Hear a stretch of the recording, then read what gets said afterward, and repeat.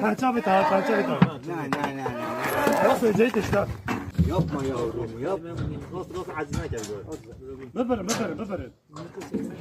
Tamam yavrum. Tamam yavrum. Tamam.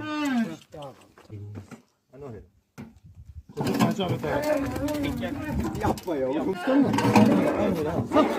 Yeter. Bırakmayın, sakın bırakmayın. Biliyorsun bıçakla öyle. Yok bıçağı kesmez. Tamam oğlum. Aferin. Bak öyle durun hiç kıpırdamayın. Aynen öyle. Sakın bırakmayın bak. Buraya aç. Odaya yedim.